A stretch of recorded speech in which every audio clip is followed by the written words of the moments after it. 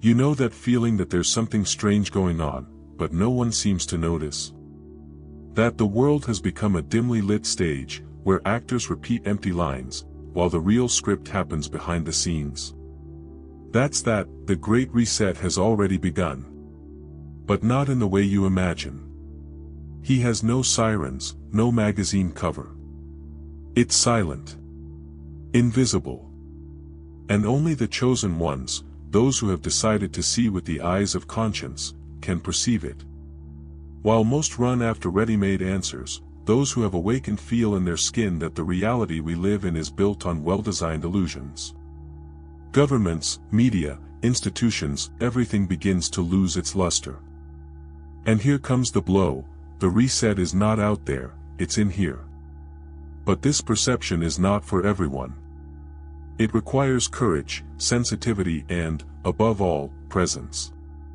So, if you feel that something has changed, but don't know exactly what, this content is for you. You will understand why so many people are feeling out of place, anxious, as if they no longer belong in the game.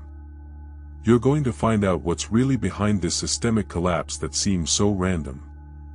You will recognize your role in this historic turning point, and maybe, just maybe, understand that you are part of a group that was never the majority, but was always essential, the chosen ones. The ones who came to remind the world of what he tried to forget. But beware, this is not an opinion video. It is an invitation. A calling. A crack of light for those who have already started to wake up, but still don't know the next step. And the only question you need to ask yourself now is, are you ready to see what few can? They say that the real Great Reset is not an economic or technological collapse, it is something deeper, invisible to the eye but stark to the soul. What is crumbling is the collective ego, that old lord who screams control, separation and fear. For a long time, he led the party, but now, the music has changed. More and more people are waking up with that strange feeling that something doesn't fit. And no, it's not paranoia, it's consciousness emerging from the chaos.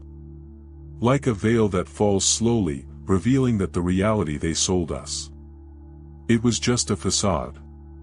This collective ego is everywhere, in polarized speeches, in angry comments on the internet, in toxic everyday comparisons. It is the reflection of a system that feeds fear to maintain control. And guess who feeds on it? The elites, of course. They have created a reality based on scarcity, competition, and dependence. But behind the scenes of this whole theater, something magical happens. Ordinary people are looking inside, realizing that the reset begins within, not in the news. This internal turn is subtle but overwhelming, like when you realize you've lived for years with a stone in your shoe. Have you noticed how external crises are getting more frequent? Pandemics, wars, social collapses. It's no coincidence. It is a reflection of an internal crisis that humanity has ignored for too long. The system can no longer sustain so much disconnection. And here comes the idea, all this is a disguised invitation. Invitation to get out of autopilot, to wake up from the collective trance. Meditation, reading books like The Power of Now, connecting with nature, are simple keys to start this process of inner transformation. Those who begin to realize this feel as if they are living between two worlds. One still sleeps, trapped in the illusion of stability. The other already begins to see the hidden truths, to intuit that we are in the midst of a spiritual birth.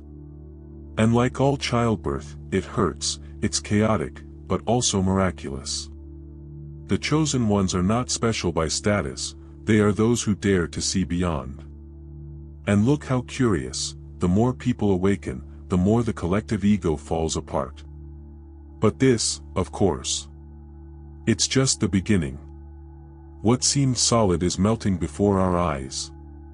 What many considered absolute truth, institutions, leaders, popular beliefs, is revealing its fragility. It is as if the stage of the world is collapsing and, behind the curtains, we discover that the whole show was a very well-rehearsed staging. The Great Reset is actually burning these structures with the fire of consciousness. And it's not that they stopped working now. It's just that now we're able to see it. The illusion only persists as long as we believe in it. Look around, trust in the authorities, in the media, in the justice and health systems, everything in check. Why? Because these pillars were based on hidden interests, on veiled manipulation. The feeling of constant fear, scarcity, urgency, all carefully fed by an elite that depends on our disinformation. But when a person starts to question, it's already half the battle. Reading works like George Orwell's 1984, or watching the documentary, The Social Dilemma, is like taking a red pill. You get to see the game being played. It is not comfortable to realize that we have been deceived. It's like waking up from a good dream and realizing you were sleeping in a dangerous place. But this discomfort is sacred, because it pushes us to action. When reality starts to make sense only after you disconnect from the official programming, that's when you start to really live. Spiritual awakening is not a cosmic journey, it is often a silent crisis on the couch at home, crying for no reason, a desire to disappear from the world and find oneself again. And as illusions fall, something new begins to emerge, an almost uncontrollable search for hidden truths. People are starting to get together in small groups, exchange experiences outside the digital bubble, remember what it is to really listen to each other. All this indicates that the ruin of old certainties is actually the cradle of a new perception. The eyes that open never close in the same way again. And it is precisely at this point that the chosen ones appear. The chosen ones are not the richest, nor the most followed on social networks. They don't stand out for shouting louder, but for listening deeper. They are those people who, even in the midst of chaos, maintain a sparkle in their eyes and a peace that disconcerts. They sense when something isn't right, even without hard evidence. Connected with intuition, they realize that real change will not come from outside, it will come from within. They do not wait for the system to collapse before they act, because they have already begun to deconstruct this system within themselves. You recognize them in those who choose silence over empty debate, who prefer to walk barefoot in nature rather than discuss politics in the feed. They have already understood that the Great Reset is spiritual, not ideological. They delve into books such as The Way of the Magician, by Deepak Chopra, and The Celestine Prophecy, by James Redfield. They meet in healing circles, exchange knowledge, look into the eyes with presence. Their life may seem simple, but it carries a giant consciousness. They are silent beacons in a noisy society. These chosen ones, a term that echoes strength and mission, did not come to save anyone, but to remind that everyone can save themselves. They understand the value of inner transformation and know that awakening is contagious. Rather than trying to convince, they live so authentically that they inspire. They meditate while the world runs, plant while others destroy, and question while many still obey. It's not about being perfect, but about being conscious. And deep down, consciousness is the new superpower. But you see, being chosen is not a medal, it is a responsibility. Many feel this calling, but are afraid to accept it. Fear, by the way, is the first barrier for those who begin to see beyond the illusion. And precisely for this reason, these conscious beings begin to seek refuge within themselves, starting a silent but profound process of emotional cleansing, energetic realignment, and return to the essential. Anyway, the real power is in those who learn to transform themselves. Transforming yourself from the inside is like renovating an old house. Sometimes, to make it beautiful, you need to tear down a wall. Inner transformation takes courage, because it's not about learning more, it's about unlearning what doesn't work. When the person realizes that they have lived trapped in beliefs that were not even theirs, the blow is real. And at that moment, the spiritual awakening begins to appear. The mind screams, but the heart whispers, and that's where intuition comes in, which comes quietly but accurately. She shows the way back to herself. Practices such as meditation, mindful breathing, and silent contemplation start to make sense. Not as a fad, but as survival in a noisy world. Walking in nature, sunbathing with presence, putting your cell phone aside for a few hours, they are revolutionary acts disguised as simplicity. The system has taught you that productivity is everything, but the chosen ones know, it is in silence that power lives. The real reset is not done in summit meetings, but in a sunset scene in total silence. And you know that emotional chaos that many feel when they start this process? He is normal. It's like cleaning a basement full of old junk. It takes work, it kicks up dust, but then comes relief. Books such as The Body Keeps the Marks by Bessel van der Kolk help to understand the impact of emotions on health. Eating more naturally, seeking holistic therapies, writing a diary of self-knowledge. These are accessible paths for those who want to initiate liberation from the layers imposed by the collective ego. This journey is neither linear nor fast. Sometimes, it seems that everything gets worse before it gets better. But this is part of the process. The old man screams before he dies. Consciousness gradually expands, like a light that invades a dark room, revealing the mess before tidying up.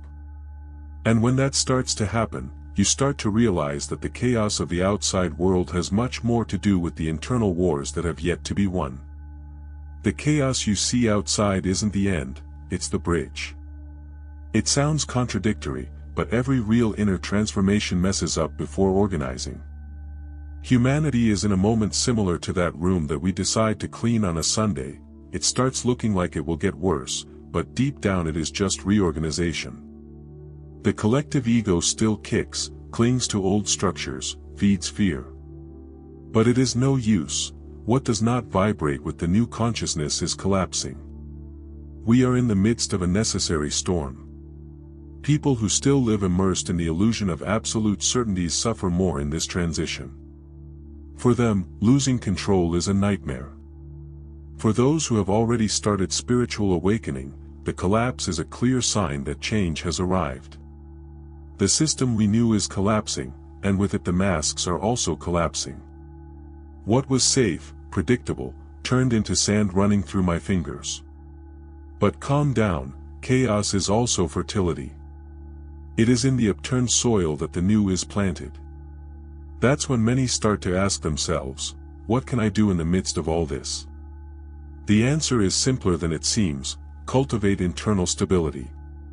Start by reducing your consumption of toxic news, establish a morning routine with silence, reading, such as Meditations by Marcus Aurelius, and presence practices.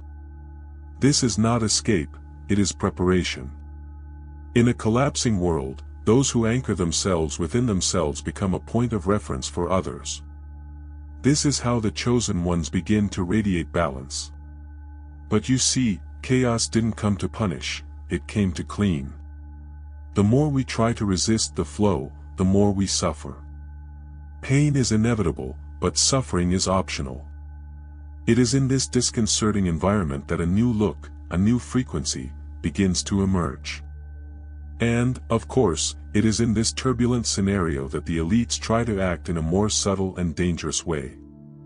In times of chaos, the voices that want to control you get louder.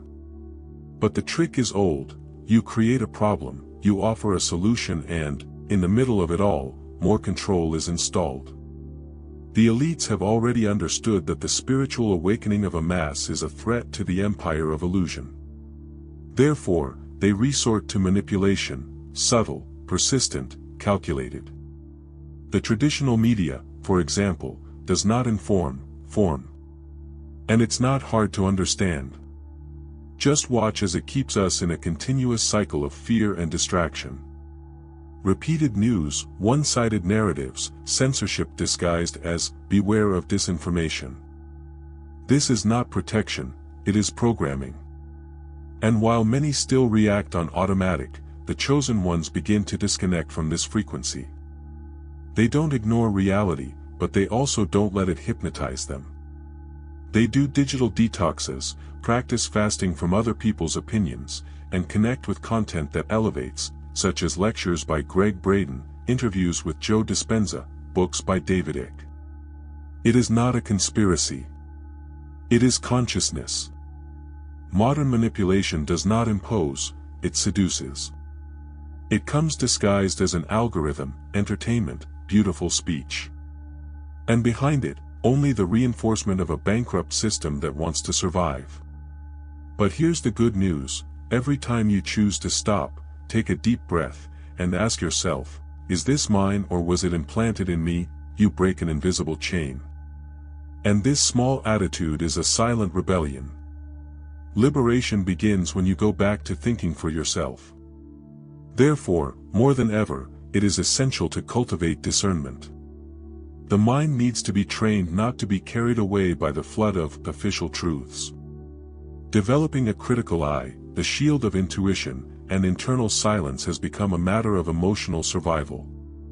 And precisely for this reason, in the midst of this polarized scenario, two paths are clearly drawn. There comes a time when every human being is faced with an invisible bifurcation. On the one hand, the flow of chaos, of news that paralyzes, routines that exhaust, of the system that promises everything and delivers nothing. On the other, a quieter path, almost imperceptible at first glance, that of inner transformation. It's not the easiest, but it's the truest. The chosen ones feel this call: either they follow the tide, or they become the rock in the storm. And this choice happens every day, in small acts. There are those who say, "But I'm just one person, what can I do?" The answer is, everything. Because when a single person starts to change their frequency, it affects the field around them. Want examples? Swap the alarm clock for a guided meditation, unfollow profiles that spread fear, start the day with gratitude. That changes everything.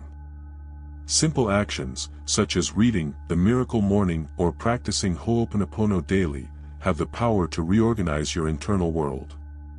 And when that happens, the external world responds. These two paths are like two worlds coexisting in the same space. One full of fear, control, automatism. The other is ruled by intuition, presence, and authenticity. It's not about perfection, it's about intention. It's not about becoming a monk, it's about becoming a real human. The new world begins the moment you decide to live with more truth, even if the rest is still pretending. And in that process, you realize that true rebellion, it is to keep the heart clean in a dirty world. While some sink trying to save rotten structures, others build invisible bridges to something new. And no, this does not happen by magic. It's practice, it's choice, it's persistence. It is to live with the clarity that the Great Reset will not be televised. It happens in silence, in the gaze, in everyday action.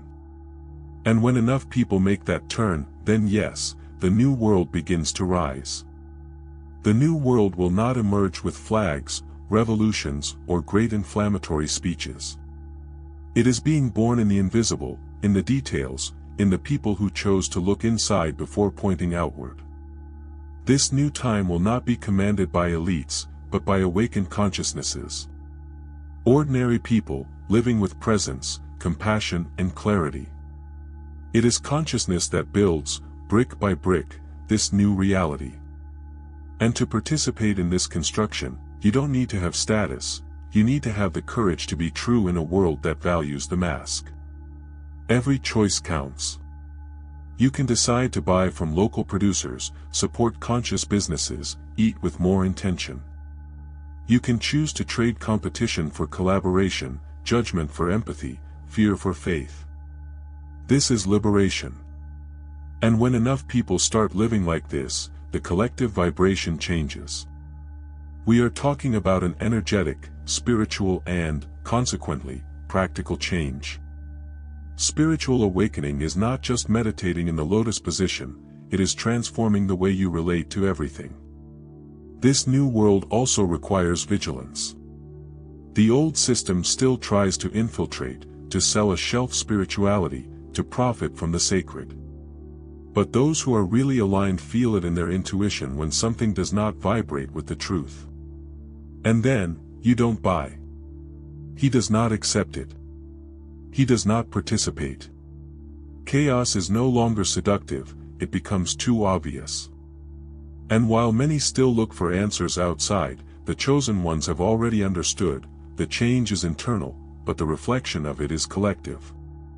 And the most beautiful thing about it all is that this construction does not require haste or perfection. It requires presence.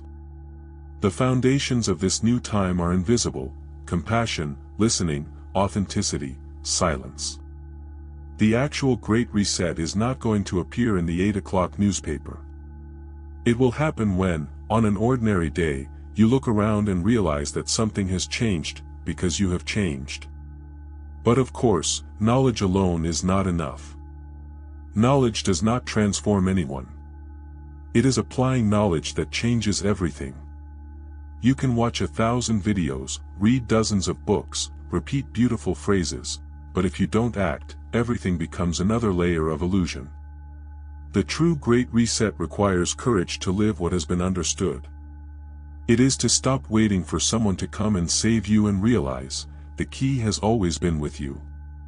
The chosen ones are those who have understood this. They are not spectators of change, they are active participants in inner transformation. So, stop and ask yourself, what are you going to do with everything you already know? Will it continue to feed fear, trapped in a system that collapses? Or will you use your energy to build something new, even if it seems invisible now? Applying this knowledge can mean changing habits, reviewing relationships, seeking therapy, starting a new project aligned with your soul. And that, my friend, does not need permission. All you need is one firm decision: to wake up for good.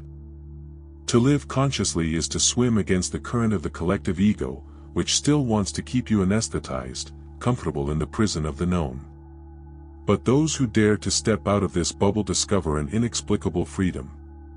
Liberation, here, is not running away from the world, it is reintegrating into it with clean eyes. That's when you realize that your intuition is worth more than any statistic, and that living with truth is worth more than any social approval. And you know what? You can start today. Every gesture of yours becomes a seed. A word spoken with love, a word not said firmly, a pause to breathe before reacting. All of this is action. All of this transforms. But, of course, living with this clarity does not mean that the journey will be easy. It will be intense. But for those who cultivate presence and awareness, even storms become a compass. And that's why, even in the face of so many changes, there is still a rare kind of stability. Life is moving fast, and for many, it seems like everything has turned upside down. But those who are attentive realize, it is not confusion, it is reorganization. Those who cultivate consciousness at this moment feel as if they were a firm rock in the middle of a turbulent river. Clarity in times of change is not without doubt, it is knowing how to listen to yourself even with the noise around. That's when the world outside turns, and yet, inside you, there is a point of silence. And at that point, true power resides. It is easy to get lost in the midst of so many opinions, crises and urgencies. But the chosen ones developed something rare: discernment. They understand that the mind lies, but intuition does not. And that's why they remain firm even when they don't have all the answers. They don't need to know everything, they just need to feel the next step. Instead of trying to control the chaos, they dance with it. Instead of resisting, they adapt consciously. This is not passivity, it is spiritual wisdom. Those who practice this state of presence become anchors, for themselves and for others. It is that person who, even in crisis, transmits calm. That inspires without saying too much. Who understands that the external collapse does not determine the internal state. And this strength does not come from outside, nor from diplomas or titles. It comes from inner transformation, from that firm decision not to sell one's peace for anything. In times of great reset, these are the people who hold the space for the new world to be born. The curious thing is that this stability does not come from ready-made formulas, but from a daily commitment to the truth. The person wakes up, takes a deep breath, and chooses, "Today I am still who I am becoming." And he does this even when no one sees. And he does this even when everything around him seems to fall apart. Because, at the end of the day, they know, they are an active part of this collective birth. And that's why, increasingly, the question that echoes in the air is not, "What's going on?" but rather, "And now, what do I choose to be?" Now that you've come this far, I need to ask you, what are you going to do with all this? It will continue to live in automatic mode, following a system that has clearly already died. Or will you take on the role you feel you were born to fulfill? Because yes, you do. Deep down, something calls you. And ignoring this call is like trying to sleep with the light on, too uncomfortable to pretend that everything is fine. Consciousness is not something you acquire once and that's it. It's like a muscle, it needs to be exercised, challenged, expanded. And there is no more time to postpone. The Great Reset is in full swing, and if you don't take a stand now, you're going to be swept along by the wave. So tell me, what kind of person do you want to be at this moment in history? An echo of the past, or a builder of the new world? What small changes can you make today to start this inner transformation? It can be waking up earlier to meditate, it can be questioning an old belief, it can be starting to write down your dreams and signs. The important thing is to get out of theory and into practice. And look, this channel exists precisely to help you with that. Here, you'll find clarity, direction, and that little push that sometimes lacks when the world outside is going crazy. If this content made sense to you, if it lit something up inside, then subscribe to the channel right now. Activate the bell, because the next episodes will deepen this journey even more. And don't forget to leave it in the comments, what touched you the most? What will you apply from today? This space is for those who want to live with intention. And if you've read this far, it's because you're one of them.